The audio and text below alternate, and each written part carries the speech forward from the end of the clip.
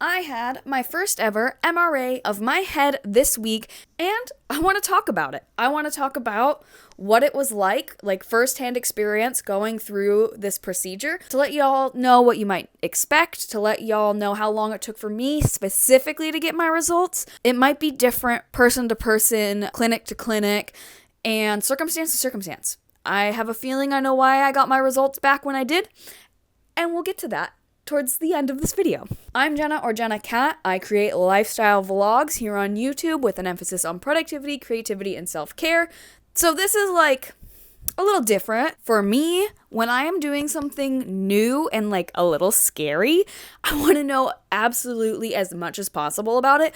So for me, before going into my MRA, I did a ton of research on what it was like, and I watched a lot of videos, but all of those videos were from medical professional perspective, and I really couldn't find firsthand accounts of people who aren't in the medical field at all and have had to go through this test just as a layperson, you know? So, MRI. Technically, it was called an MRI Angio, and the purpose of this exam was to scan my head, to scan the blood vessels in my head to see if there was any aneurysms, right? I've known that I have a family history of aneurysms, and I had to fight really hard to get this test done. And that will probably be a different video to talking about advocating for yourself, because I really had to advocate to get this freaking exam done, okay? But that's a different video. Okay, this video is specifically what the test was like. So that's what they were scanning for. To make the appointment, I had to get my doctor to send in an order to radiology, and then once that was confirmed, I just called radiology and set up an appointment. I'm pretty sure I made an appointment for a week later. It was really fast. Once I got my scan approved and got everything, all my I's dotted, T's crossed, from making the call of, hey, let's make this appointment, to me going into that appointment, I believe it was a week and a half, which I was very thankful for, because I had fought for so hard for so long just to get this scan that I'm glad I didn't have to wait a long time once everything was approved. Prepping prior to the exam, I knew that I couldn't wear anything metal. Obviously, I had to take out my piercings. I have a piercing here and a piercing here. And I wasn't sure if I was going to be able to wear my own clothes, but I made sure that I picked out an outfit that had no metal, no buttons or anything. So I just used workout pants and just a regular shirt. And I did specifically go and buy a bra that I could wear to this exam, because I knew I was feeling a little anxious. I didn't know how uncomfortable I was going to be. So I wanted to make sure everything that I could control would make me as comfortable as possible. And for me personally, if I am not wearing a bra, I do not feel comfortable. I mean, in my own home, that's different. But if I'm out and about and I'm not wearing a bra, I don't feel comfortable. And I currently have no bras that don't have any underwire, adjustable straps, or little hooks, Okay, any bras with an adjustable strap and the hooks, that's going to be metal. You can't wear that. So I specifically went out and got a sports bra that had none of that. Was not adjustable in any way, had no underwire. Boom, good to go, no metal. Got that literally specifically only for this exam. I will probably very unlikely wear this bra again, but I'm glad I did, because it did make me feel so much more comfortable during the exam. And then on top of that, I just did a ton of research, and I just recommend you do the same. Do a ton of research. And I will say, disclaimer now, I am not a medical professional. I am not trying to give you medical advice. I am just explaining how my experience went and how you can potentially prepare for your own experience so that it goes as smooth as possible. Day of the exam, I was having my boyfriend drive me and then pick me up later, but we forgot he had a previous engagement, so I just drove myself. Literally, it's a 5-minute drive. The clinic was very close to me, so drove to the imaging center, parked.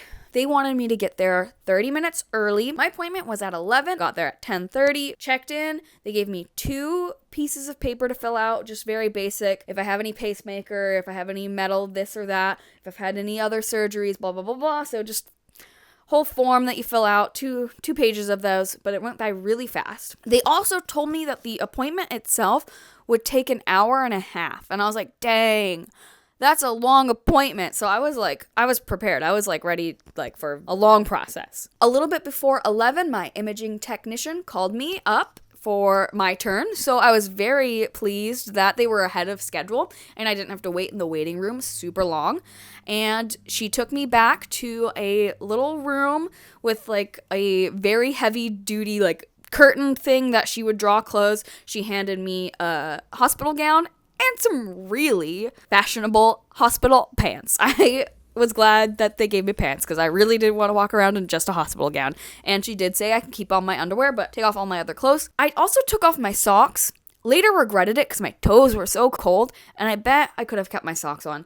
I should have asked her if I could have kept my socks on because my feet were so cold. So I changed out of my clothes, put on the very fashionable hospital attire, and in this little, like, I wouldn't even call it a room, but in this little nook that I was changing, there was also a locker for me to put all of my stuff, all of my valuables, and then I locked it up, took the key with me. Then she took me over to the room, which was, like, just down the hall, really close, and the machine itself is quite intimidating. I watched a lot of videos, and, like, I knew what it looked like. I knew that it was big, but standing in front of it in person, it's like something out of a sci-fi movie. It is this huge round machine that they put you in, you know? So that was kind of wild. My technician, so sweet. She was the sweetest. Helped ease my nerves of this test, right? Okay, this is the point where I'm going to tell y'all I am not claustrophobic. At all. The only time I experience claustrophobia is when it's a blanket. If there's like a blanket over my face and the air is really like moist and hot and I feel like I'm suffocating, that's the only time I feel claustrophobic. But being in like small spaces, that's never bothered me. I say this as an important, this is an important detail. I do not have a history of being claustrophobic. If you have a history of being claustrophobic, pay attention, right? Okay, so she puts me on this little bed slab thing. There's a place for me to put my head, and there's a cage that they're going to put over your face. I know someone else who's had this scan before. She also was not claustrophobic at all. When she went in for her first ever scan and she saw the cage that they were going to put over her head, she had a little bit of a panic. She told me that I can request to not see the cage, right? Like, so if you think the cage that they're going to put over your head is going to trigger some panic in you, like, request, just honestly be as verbal as possible before you go into that room with the machine. If you are claustrophobic, if you're afraid you're going to have a panic attack, tell your technician, I'm very claustrophobic. I would prefer to not see the cage that's going to go around my head. That may look like you, like, being guided to the bed and, like, looking straight, because the cage was already out. Like, the cage that they're going to put over my head was already, like, attached to the thing that I was lying on. So I'm sure there's a way that you can get to there without looking at it, but I'm also very curious, so I wanted to see what the cage looked like. I wanted to see what everything looked like. So I looked around. I lie down. She puts a folded, like, towel or blanket under my knees. I think that's just to help, like, get your body in a nice, comfortable position. She asked me if I wanted a warm blanket. At the time, I said no, because I was already pretty warm, because I think I was nervous and, like, had just changed out of clothes, and that had my blood pressure going, so I didn't ask for a blanket at that time. She asked me if I wanted to listen to music, and I said, heck, yes, I do. She asked me what I wanted to listen to, and I said, Fall Out Boy. Fall Out Boy has been my favorite band since middle school, so of course I'm going to listen to Fall Out Boy during this test, and okay, that's another thing. Like, if you are nervous or claustrophobic, hopefully, I feel like most places these days have music, okay? So have music in mind of, like, what you think will help ease your nerves. Puts on some headphones for me, gives me a little button, like, or not even a button, but it was like it's like something I could squeeze that was attached to, like, a wire, so if I squeezed it and needed help or attention while I'm in the machine, she would know, but it was very sensitive, so I held it at the base, so I didn't hold it at the squeezy part, I just held it at the base, held it like this, well, probably more down here, but held it like this. Then she put the cage over me. Again, I'm still doing okay. I'm still fine. Again, just a little nervous, but still fine. Then the bed starts moving back into the machine. As the bed's moving back into the machine, she's putting some pillows to the, like, up in my arms so that I'm comfortable, like, so that my arms or elbows aren't pressing up against the sides of this machine. So it was like nice and cozy. It was nice and cozy. It was very, very small in there. Definitely, like, from the videos I watched, I didn't think the inside of the machine was going to be as snug as it was. I would say the amount of space I had around me was like, okay, so like the cage is here, past the cage, I don't even know if you can tell, but that is pretty much the amount of space I had all around my head, which was not a lot. And there's like a little bit of light, so I'm laying on my back. There's a little bit of light, just a smidge of light coming down from where my feet are, because that's where the opening of the machine is. But at that point, once I was in the machine, saw how close the wall of the machine was to my face, that's when I started to get a little nervous, a little panicky. Not too bad, but like, let me repeat what I said earlier. I am not claustrophobic, and if I started to feel a little bit of panic as someone who's not claustrophobic, please do what you need to do ahead of time to prepare for this, okay? If that means talking to your doctor and seeing what they can prescribe for anxiety before going into a test like this, like, I definitely got a little nervous, and I'm so glad I had Fall Out Boy singing in my ears, and so I would just concentrate on my breathing. Just very steady breathing. I had my eyes I asked if I needed to have my eyes closed, and my technician said I don't need to. Like, I can open and close my eyes throughout the thing, but I need to make sure if I'm going to be blinking that it doesn't move my head at all. So I opted for the majority of the scan to just have my eyes closed. Have my eyes closed, listening to Fall Out Boy, focusing on my breathing because I was feeling a little panicky. And luckily the air was fresh. Like, I didn't feel like I was being suffocated. Like, the air was very fresh and kind of cool, so that was fine. My particular test only took 10 minutes. Like, that's it. That's all it took. It was 10 minutes. 10 minutes of being in the machine. I don't know if this is a result of, like, me being nervous or if this is a result of the magnetic resonance that, like, is pulsing through to get my scans. But so I'm laying there, my eyes are closed. The machine makes a lot of loud noises. It makes a lot of whirring and clicking and ticking noises. It's very loud, which is, again, why you have the headphones with music playing, so you don't have to listen to that as much. So as the machine is going, as it's starting the scans, my eyelids, my eyeballs or eyelids started pulsing. That has to be because of the scan, right? Like, I've never experienced anything like that in any other time of my life. So it has to have been the magnetic resonance of the scan causing my eyelids to, like, pulse. Like, I could feel them. Like, it was like a heartbeat in my eyeballs. It was very weird. I'd say the first Fall Out Boy song, the first song and a half, was when I felt my most nervous and most panicky. So that was like the first 3 to 5 minutes. So halfway through, I really then started to kind of get my groove, calm down. I'd already been in the machine for 5 minutes. I could handle 5 more minutes. And occasionally my technician would talk to me. I would just hear her voice. It was like the voice of God. She would just be like, "Is everything okay?" And I would just say, "Oh, yeah, it's fine." She could hear me somehow. I don't know how they could hear me. She was in a completely different room at this point. But yeah, so the scan just did its thing. I just did my thing, listening to Fall Out Boy and breathing. And then it was done.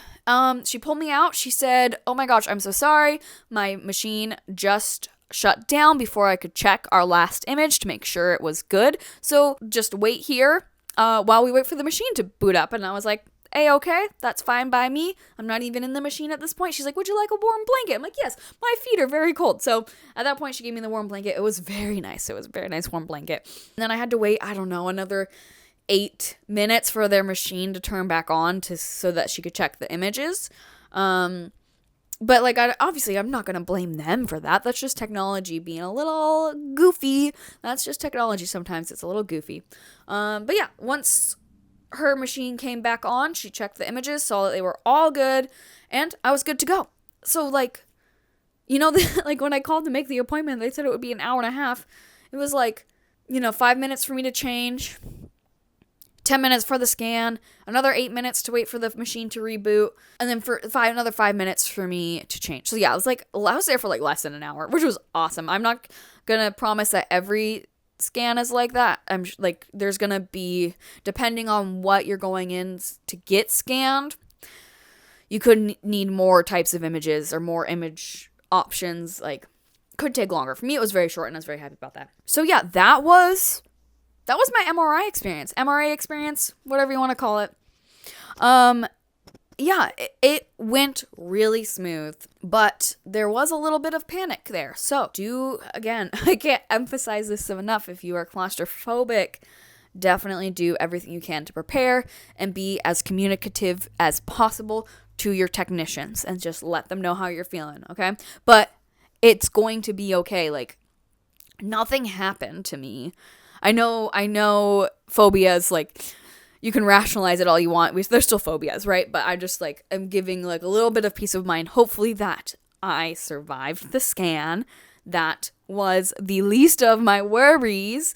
It went really smooth. It did. And I think when I get the scan in the future, I think it'll go a lot smoother. I've done it once, and now I know what to expect. I can do it again, okay? Yeah, so that's what I gotta say on the scan portion of the experience. As far as results, I was reading that results could take up to a week before you get them. I didn't like that. I was like, that's a long time. I don't want to wait that long.